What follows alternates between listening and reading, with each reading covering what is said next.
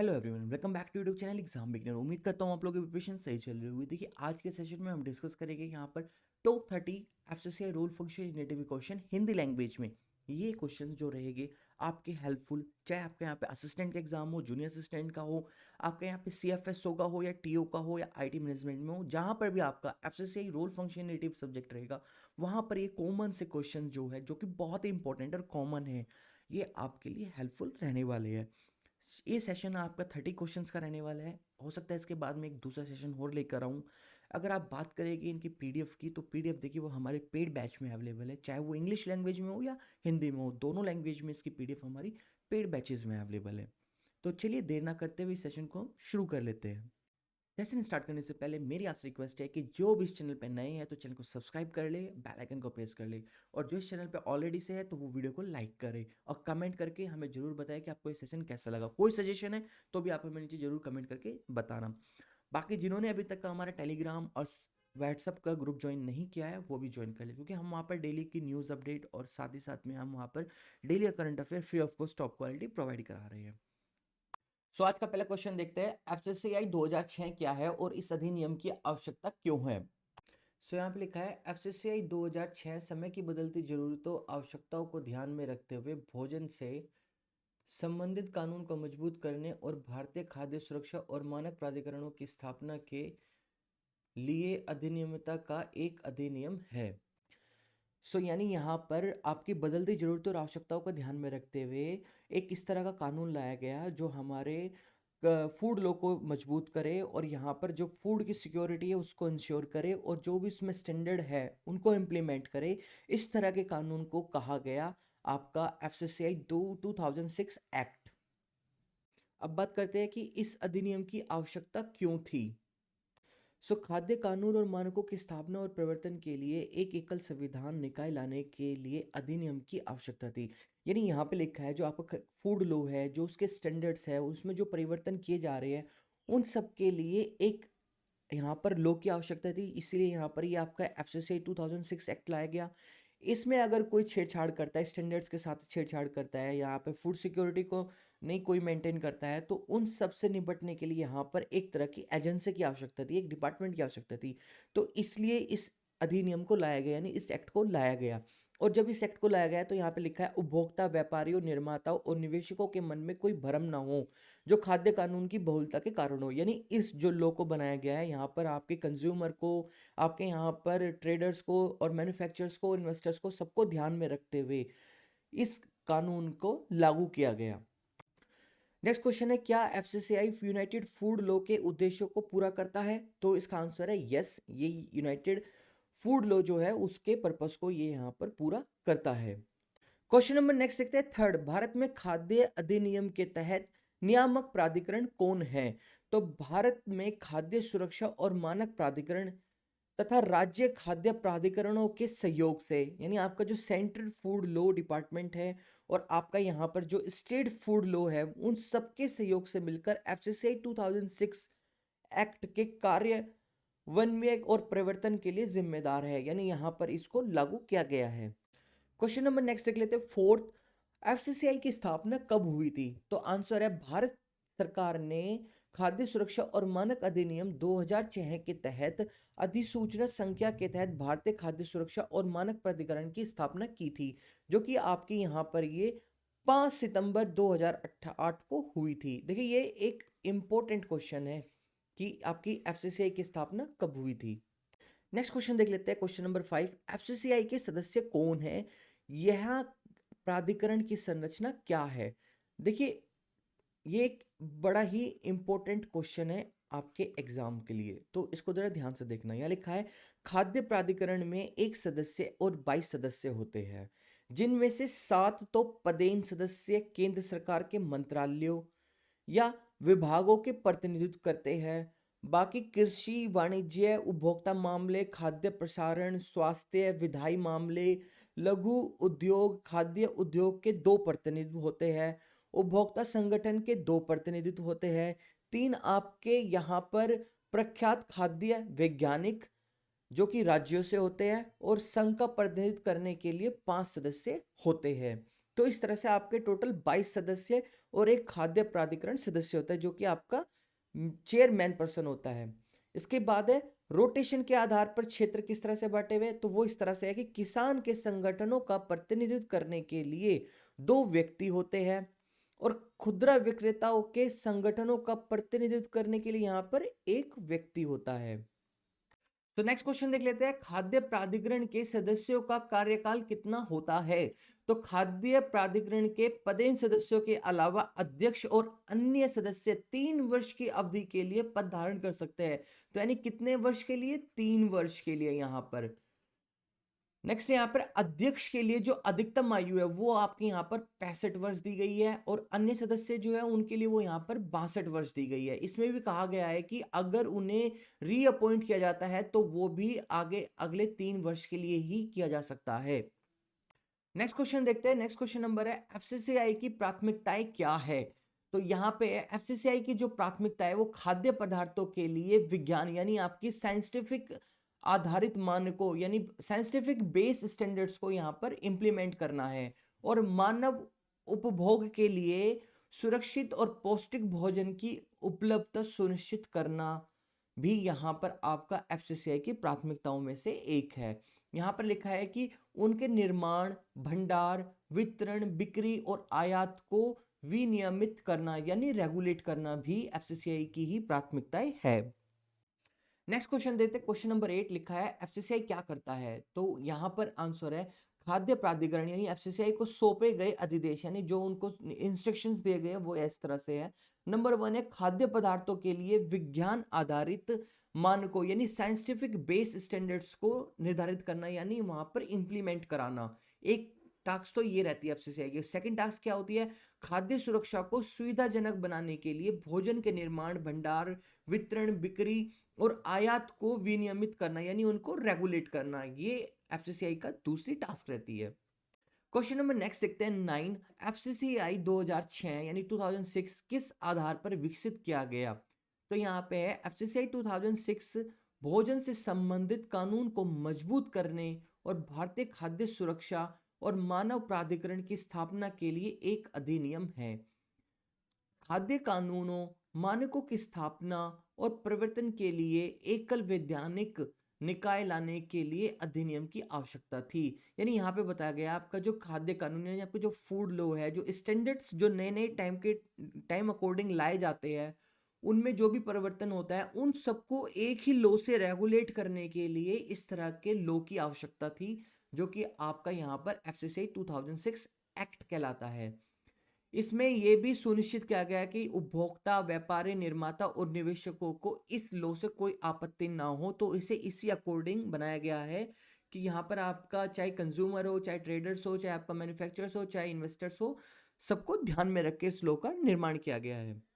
Question number next देख लेते हैं 10, खाद्य प्राधिकरण का जनादेश क्या है अथवा एफसीसीआई 2006 की मुख्य विशेषता क्या है। तो यहाँ पर आंसर है आपका खाद्य प्राधिकरण को सौंपा गया कार्य खाद्य पदार्थों के लिए वैज्ञानिक आधारित यानी आपका साइंटिफिक बेस स्टैंडर्ड्स को निर्धारित करना यानी सुनिश्चित करना एक तरह से और मानव उपभोग के लिए यानी मानव के जो कंज्यूमर है कंज्यूमर्स के लिए यहाँ पर सुरक्षित और स्वस्थ भोजन की उपलब्धता सुनिश्चित करने के लिए जो उनके निर्माण, भंडार, वितरण और बिक्री और आयात को विनियमित करना है यानी उनको रेगुलेट करना है। यानी घूम फिर कर सभी क्वेश्चंस में एक ही बात निकल कर आ रही है कि यहाँ पर जो आपका एफसीसीआई 2006 है उसकी जो मुख्य विशेषता है वो आपके यहाँ पर स्वस्थ भोजन की उपलब्धता करना और साइंटिफिक बेस स्टैंडर्ड्स को इम्प्लीमेंट करना और उनके निर्माण में, उनके भंडार में, वितरण में, बिक्री में और आयात को एक सुनिश्चित करके यानी एक सही तरीके से रेगुलेट करना है। नेक्स्ट क्वेश्चन देखते हैं आपका एफसीसीआई 2006 में भोजन से संबंधित कौन से अधिनियम या आदेश निरस्त किए गए या कानून के प्रमुख तत्व क्या है। देखिए ये भी आपका एक इम्पोर्टेंट क्वेश्चन है एग्जाम के लिहाज से। तो अब यहाँ पर इसका आंसर है अधिनियम की दूसरी अनुसूची में उल्लेखित निम्नलिखित अधिनियमों आदेशों को खाद्य सुरक्षा और मानक अधिनियम 2006 में निरस्त कर दिया गया। तो कौन कौन से नियम थे वो मैं एक 1 बाय 1 करके पढ़ता हूँ टोटल। पहला है आपका खाद्य अपमिश्रण निवारण अधिनियम जो कि 1954 से लागू था, उसको भी निरस्त कर दिया गया। सेकंड है आपका फल उत्पाद आदेश जो कि 1955 से था, उसको निरस्त किया गया। नंबर थर्ड है मांस खाद्य उत्पाद आदेश जो कि 1973 यानी 1973 से था, उसको भी यहाँ पर निरस्त किया गया। वनस्पति तेल उत्पादक यानी नियंत्रण आदेश जो कि 1947 से लागू था, उसको भी निरस्त किया गया। नंबर 5 है खाद्य तेल पैकेजिंग आदेश जो कि 1998 से लागू था, उसको भी यहाँ पर निरस्त किया गया। विलायक निकाला गया तेल तेल रहित भोजन और खाद्य आटा नियंत्रण आदेश जो कि 1967 से लागू था, उसको भी निरस्त किया गया। दूध और दुग्ध उत्पाद आदेश जो कि 1992 से लागू था, उसे भी निरस्त किया गया। और आवश्यक वस्तु अधिनियम को भी यहाँ पर आपका जो कि 1955 के तहत भोजन से संबंधित था, उसको भी यहाँ पर निरस्त किया गया। तो यानी टोटल 8 जो आपके यहाँ पर नियम थे जो कि पहले टाइम से चलते आ रहे थे, उन सबको यहाँ पर निरस्त किया गया। क्वेश्चन नंबर नेक्स्ट देख लेते हैं। 12 एफसीसीआई के माध्यम से उपभोक्ता को कैसे लाभ होता है। तो यहाँ पे उपभोक्ता संगठनों के प्रतिनिधि खाद्य प्राधिकरण और केंद्रीय सलाहकार समिति के सदस्य होते हैं। यहाँ पर लिखा है उपभोक्ता शुल्क के भुगतान पर भोजन के नमूनों का विश्लेषण कर सकता है। उपभोक्ता की मृत्यु की स्थिति में उपभोक्ता को मुआवजे का भी प्रावधान होता है। सपोज यहाँ पर किसी भी मैन्युफैक्चरर्स के द्वारा उसके प्रोडक्ट से अगर खाकर किसी भी कंज्यूमर की यहाँ पर डेथ हो जाती है, तो वहां पर उसे क्लेम का भी एक प्रावधान होता है। नेक्स्ट क्वेश्चन देखते हैं। क्वेश्चन नंबर 13, क्या खाद्य सुरक्षा और मानक अधिनियम 2006 की सभी धाराओं को अधिसूचित किया गया है। तो इसका करेक्ट आंसर है यस। यहाँ पर इन सभी को अधिसूचित किया गया है। इसका मतलब अधिसूचित का मतलब होता है नोटिफाइड। तो खाद्य सुरक्षा और मानक अधिनियम 2006 की सभी धाराओं को भारत सरकार द्वारा अधिसूचित किया गया है, यानी नोटिफाइड किया गया है। किन्हें छोड़कर यहाँ पर धारा 22 में अनुवांशिक रूप से इंजीनियर या संशोधित भोजन से संबंधित प्रावधान को छोड़कर बाकी सभी को, सभी धाराएं जितनी भी 2006 में है, उन्हीं सभी को सरकार के द्वारा नोटिफाइड किया गया है।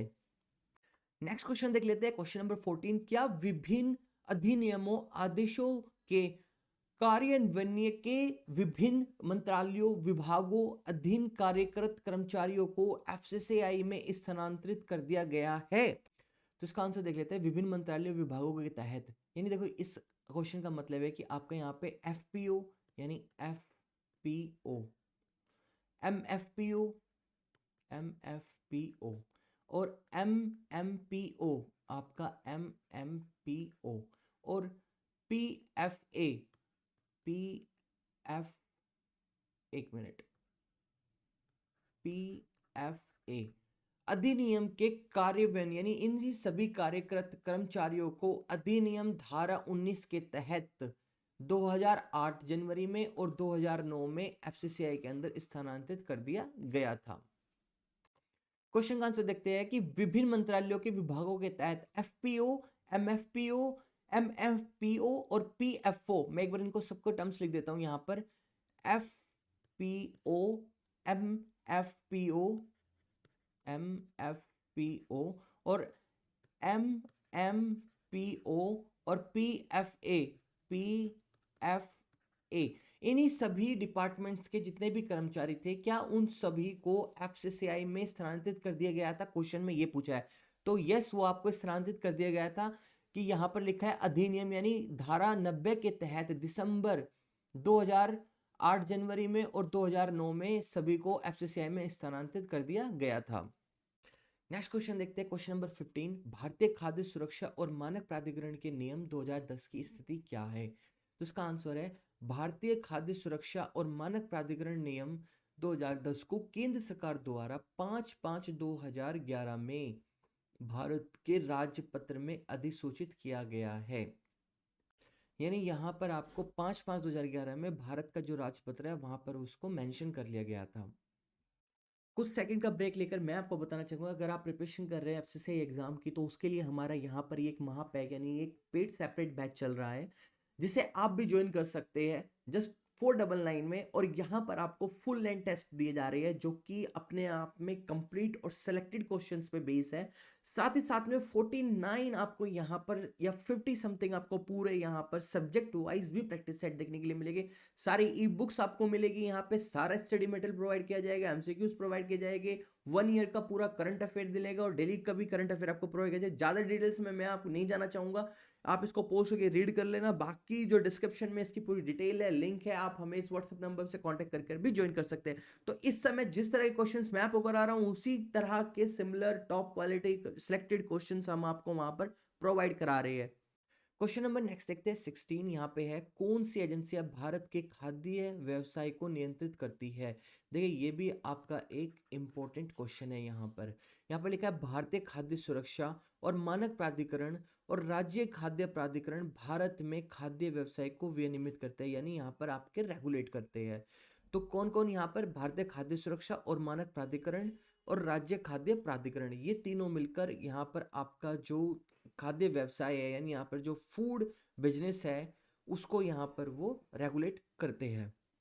नेक्स्ट क्वेश्चन देखते हैं, खाद्य जनित बीमारी और विदेशी वस्तु की शिकायतों की जांच के लिए कौन सी एजेंसी जिम्मेदार है। तो ये भी एक आपका बड़ा ही इंपॉर्टेंट क्वेश्चन है, एग्जाम में आ सकता है ये। तो देखते हैं यहाँ पे, भारतीय खाद्य सुरक्षा, मानक प्राधिकरण और राज्य खाद्य प्राधिकरण ऐसी शिकायतों की जांच करेंगे। देखिए यहाँ पे 3 गवर्नमेंट बॉडीज है, एक तो है आपकी खाद्य सुरक्षा बॉडीज और एक है मानक प्राधिकरण और राज्य खाद्य प्राधिकरण ऐसी शिकायतों की यहाँ पर जांच करेगा। नेक्स्ट क्वेश्चन देखते हैं। नेक्स्ट क्वेश्चन है आपका, एफसीसीआई द्वारा पहचाने गए R&D के क्षेत्र कौन से हैं। यानी R&D का मतलब है आपका यहाँ पर रिसर्च एंड डेवलपमेंट के क्षेत्र कौन कौन से हैं। तो यहाँ पर है दूध और दुग्ध उत्पादों, यानी जो आपके यहाँ पे मिल्क हो गया और मिल्क प्रोडक्ट्स हो गए, मांस और मांस उत्पादों, फल और सब्जियों और तेल और वसा के विभिन्न क्षेत्रों की पहचान की गई है। अनुसंधान संस्थाओं के परामर्श पर जो इंटरनेशनल रिसर्च लैबोरेटरीज है उन्हीं के कंसल्ट के बेस पर अंतिम निर्णय लिया जाएगा। जो भी इस तरह के अनुसंधान और विकास कार्य करेगा, जो भी इन सभी प्रोडक्ट्स में रिसर्च एंड डेवलपमेंट के कार्य करना चाहेगा, उन सबका फाइनल डिसीजन हमारे जो international research and development organisation है उसके थ्रू लिया जाएगा। क्वेश्चन नंबर नेक्स्ट देख लेते हैं 19। यहाँ पे लिखा है, क्या एफसीसीआई खाद्य व्यवसाय संचालकों को प्रशिक्षण प्रदान करता है। तो यहाँ पर इसका आंसर है कि एफसीसीआई एफबीओ के साथ खाद्य सुरक्षा के बारे में जागरूकता पैदा करता है। जी हाँ, यहाँ पर वो संचालकों को एक प्रशिक्षण प्राप्त कराता है जो कि एफबीओ के साथ मिलकर खाद्य सुरक्षा के बारे में जागरूकता पैदा कराता है, तथा मान्यता प्राप्त जो भी एजेंसी या विश्वविद्यालय है उनकी मदद से भी वो प्रशिक्षण यानी जो ट्रेनिंग है वो प्रोवाइड कराता है। क्वेश्चन नंबर नेक्स्ट देखते हैं 20। क्या एफसीसीआई खाद्य निर्माताओं और आयातकों के लिए खाद्य परीक्षण सेवा प्रदान करता है। तो देखिए यहाँ पर कोई भी खाद्य परीक्षण सेवा प्रदान नहीं की जाती एफसीसीआई के द्वारा, बल्कि एफसीसीआई बंदरगाहों पर यानी जहाँ पर उनकी खेपें आती है वहीं पर उनकी फूड टेस्टिंग की जाती है। ऐसा यहाँ पर प्रावधान है, यानी ऐसी यहाँ पर व्यवस्था है। उनके नमूनों को वहीं पर परीक्षण कर लिया जाता है, उनके जो सैंपल्स हैं, उनके जो प्रोडक्ट्स के जो सैंपल है उनकी वहीं पर टेस्टिंग कर ली जाती है।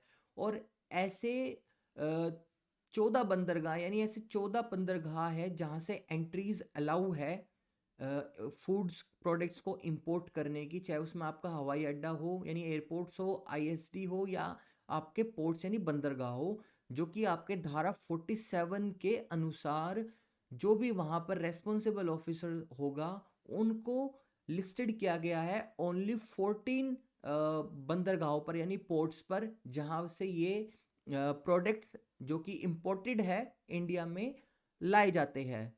बट उनकी पहले टेस्टिंग वहीं पर यानी पोर्ट्स पर बंदरगाहों पर वहीं पर उनकी टेस्टिंग करा ली जाती है। यानी यहाँ पर जो एफसीसीआई खाद्य निर्माता यानी आयातक जो इंपोर्टर्स हैं उनके लिए कोई अलग से परीक्षण की नहीं है फैसिलिटी।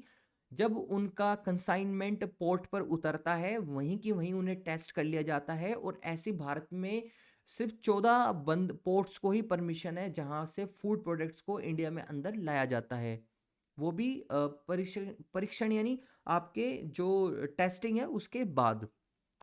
नेक्स्ट क्वेश्चन देखते हैं 21। क्या एफसीसीआई कुछ निजी प्रयोगशालाओं की सिफारिश करता है जो भोजन के लिए परीक्षण सेवाएं प्रदान करती है।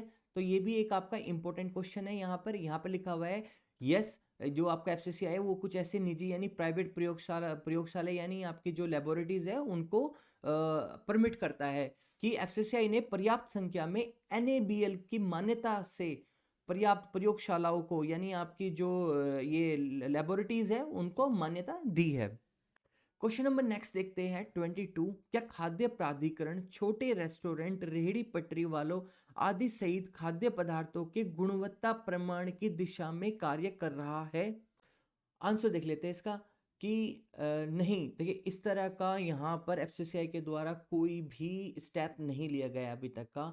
हालांकि भारतीय खाद्य सुरक्षा यानी एफसीसीआई के द्वारा और मानक प्राधिकरण ने राष्ट्रमंडल खेल जो आपके कॉमनवेल्थ गेम 2010 नई दिल्ली में कराए गए थे उनमें खान पीन के जो प्रतिष्ठान यानी जितने भी यहाँ पर आपके स्वीट कॉर्नर्स, रेस्टोरेंट्स जो कुछ भी थे उन सबकी सुरक्षा और स्वच्छता में मानकों को विकसित करने के लिए यानी वहाँ पर स्टैंडर्ड्स को इम्प्लीमेंट करने के लिए जो भी वहाँ पर स्टेप्स लिए गए थे राज्य सरकार के द्वारा या इंडस्ट्रीज के द्वारा, उन सबको एजेंसी के द्वारा यानी एफसीसीआई के द्वारा समर्थन दिया गया था। क्वेश्चन नंबर नेक्स्ट देख लेते हैं। क्या भारत में भोजन के लिए कोई सूक्ष्म जीव विज्ञान दिशा निर्देश है? तो इसका उत्तर है भारत में भोजन के लिए कोई भी सूक्ष्म जीव विज्ञान दिशा निर्देश नहीं है। यानी माइक्रोस्कोपिक जो आपके इंस्ट्रक्शंस होते हैं वो इस तरह के अभी भी भारत में कोई नहीं है। हालांकि भारत में खाद्य पदार्थों को लेकर एफसीसीआई के द्वारा नियमों में सूक्ष्म जीव विज्ञान यानी आपके माइक्रोस्कोपिक सेंसिटिफिक जो स्टैंडर्ड है उनको इम्प्लीमेंट किया गया है। नेक्स्ट क्वेश्चन 24 जो कि क्या पैकेज और बोतल बंद पानी एफसीसीआई 2006 के अंतर्गत आता है? देखिए ये भी एक आपका इंपॉर्टेंट क्वेश्चन है यहाँ पर, तो इसका आंसर है यस। यहाँ पर आपके जो बोतल बंद पानी और पैकेज है वो दोनों ही आपके यहाँ पर एफसीसीआई 2006 एक्ट के अकॉर्डिंग आते हैं। क्वेश्चन नंबर नेक्स्ट देख लेते हैं 25। मैं किसी दुकान या रेस्टोरेंट से खरीदे गए भोजन की शिकायत कैसे करूं? देखिए अगर कोई कोई कंज्यूमर कहीं भी किसी रिटेलर से या किसी रेस्टोरेंट से कोई भी फूड पैकेजिंग या फूड लेता है और वहां पर उसको कोई कंप्लेंट है तो वो कहाँ पे कंप्लेंट कर सकता है? यहाँ पर ये क्वेश्चन पूछा गया है। ये भी आपका एग्जाम से रिलेटेड एक इंपॉर्टेंट क्वेश्चन नजर आ रहा है मेरे को, तो इसको भी आप ध्यान से देखिए। तो आंसर है उपभोक्ता को राज्य के खाद्य सुरक्षा अधिकारी को पदान्वित अधिकारी यानी जो भी रेस्पॉन्सिबल ऑफिसर है उसको इन्फॉर्म कर सकता है और क्षेत्र के जो भी डीसी या खाद्य सुरक्षा आयुक्त से शिकायत करनी चाहिए। यानी यहाँ पर वो देखिए एक बार इसको मैं इरेज कर लेता हूँ। यहाँ पर लिखा हुआ है कि उपभोक्ता यानी कंज्यूमर राज्य के जो खाद्य सुरक्षा अधिकारी है और जो भी वहाँ पे रेस्पॉन्सिबल ऑफिसर है या क्षेत्र का जो भी डीसी है, डीसी और या खाद्य सुरक्षा आयुक्त से शिकायत कर सकता है। क्वेश्चन नंबर नेक्स्ट देखते हैं 26। खाद्य सुरक्षा के बारे में जानकारी कहाँ से प्राप्त की जाती है? यह भी एक इंपॉर्टेंट क्वेश्चन है आपका, इसको ध्यान से देखना। तो जानकारी एफसीसीआई की वेबसाइट से प्राप्त की जाती है। आप एफसीसीआई की जो भी वेबसाइट है fcci.gov.in पर जाकर यहाँ पर जितने भी गाइडलाइंस और इंस्ट्रक्शंस है वो आप वहाँ पर रीड आउट कर सकते हैं। क्वेश्चन नंबर नेक्स्ट देखते हैं 27। किन धाराओं के लिए दंड जारी किया जा सकता है? तो धारा यानी अपराध और दंड से संबंधित प्रावधान यहाँ पर धारा 48 में यानी 48 में निर्दिष्ट है यानी लिखित है, जिसमें जो अधिनियम आपका 49 और 67 से दिए गए हैं जो एफसीसीआई की वेबसाइट पर भी उपलब्ध है। क्वेश्चन नंबर नेक्स्ट है 28। खाद्य पदार्थों की लेबलिंग से संबंधित नियमों के उल्लंघन के लिए अधिकतम दंड क्या है? ये भी एक आपका इंपॉर्टेंट क्वेश्चन है। तो वो लगभग 10 लाख रुपए का फाइन है जो कि पदार्थों की लेबलिंग से संबंधित यानी उसका एमआरपी चेंज करना, उसके स्टैंडर्ड्स को चेंज करना या कोई कॉपी प्रोडक्ट्स बनाना फूड का, तो उन सब में आपका 10 लाख तक का फाइन यहाँ पर लागू किया गया है। क्वेश्चन नंबर नेक्स्ट देख लेते हैं 29। चीन से दूध उत्पादों के आयात पर प्रतिबंध लगाने में खाद्य प्राधिकरण की क्या भूमिका है और इस मामले में वर्तमान स्थिति क्या है? मेलामाइन संदूषण को रोकने के लिए सरकार द्वारा क्या कदम उठाए गए हैं? देखिए ये एक बेहद ही इंपॉर्टेंट क्वेश्चन है आपके एग्जाम के लिहाज से, तो इसको जरूर देखिएगा। एफसीसीआई ने चीन से डेयरी उत्पादों के आयात पर तत्काल प्रतिबंध लगाने के लिए संबंधित मंत्रालय और विभाग को एडवाइजरी जारी की थी, जिसमें डीजीएफटी ने दिसंबर 2011 तक और अगले आदेश तक चीन से दूध और उत्पादों के आयात पर प्रतिबंध लगा दिया है। नेक्स्ट और लास्ट क्वेश्चन है हमारा, क्या खाद्य पदार्थों के अवैध आयात को रोकने के लिए स्वास्थ्य अधिकारियों को बंदरगाह पर तैनात किया गया है? तो इसका आंसर है एफसीसीआई ने अधिनियम धारा 47(5) यानी 47(5) के अनुसार प्राधिकृत अधिकारी यानी जो भी रेस्पॉन्सिबल ऑफिसर है को प्रविष्टियों के अनुसार यानी उनको नोटिफाई किया गया है 14 बंदरगाह यानी 14 बंदरगाहों पर, हवाई अड्डों पर, आईएसडी सहित पर तैनात किया गया है। एफसीसीआई बंदरगाहों पर उनकी खेपों को मंजूरी देने से पहले भारत में आयातित यानी जो इंपोर्टेड जो फूड प्रोडक्ट्स होते हैं उनके नमूनों की वहीं पर वो परीक्षण यानी वहां पर टेस्टिंग कर रहा है। तो ये एक हमारा जो हमने पहले भी 26 या 24 क्वेश्चंस पढ़ा था उसी के सिमिलर का एक क्वेश्चन है कि क्या वहां पर अवैध जो भी आयात हो रहा है यानी इलीगल इंपोर्ट्स फूड प्रोडक्ट्स जो है उनको रोकने के लिए क्या एफसीसीआई ने वहां पर अधिकारियों को तैनात किया गया बंदरगाह पर? तो इसमें यही आंसर बताया कि धारा 47 के अनुसार एफसीसीआई ने 14 बंदरगाहों को एंट्री दी है। वहां इन्हीं 14 जो पोर्ट्स है चाहे उसमें आपका एयरपोर्ट हो, बंदरगाह हो या आईएसडी हो, इन्हीं 14 के थ्रू भारत में जितना भी फूड प्रोडक्ट्स है वो इंपोर्ट किए जाते हैं और वहीं पर जब उनका कंसाइनमेंट पहुंचता है वहीं पर उनकी टेस्टिंग की जाती है इन्हीं रेस्पॉन्सिबल ऑफिसर्स के थ्रू। तो यहाँ पर इस तरह का एक मैनेजमेंट बनाया गया है जो कि इस क्वेश्चन में पूछा गया था। ये थे आज के top 30 question FCCI role function native से रिलेटेड। हिंदी लैंग्वेज में थोड़ा सा टिपिकल होता है इस सब्जेक्ट को टैकल करना, लेकिन हमने पूरी कोशिश की 30 क्वेश्चंस हमने डिस्कस किए जो कि आपने भी देखा कि कुछ कॉमन और बहुत बेसिक से क्वेश्चंस है बट एग्जाम्स के लिहाज से काफ़ी इंपॉर्टेंट क्वेश्चंस है ये आपके। तो कोई भी सजेशन होगा तो आप मुझे नीचे कमेंट करके बताना। और जिन्हें भी आज के इस सेशन की पीडीएफ चाहिए तो मैं आपको बता दूं ये हमारे पेड बैच में अवेलेबल है, वहां से आप इसको इजीली एक्सेस कर सकते हैं हिंदी और इंग्लिश लैंग्वेज में।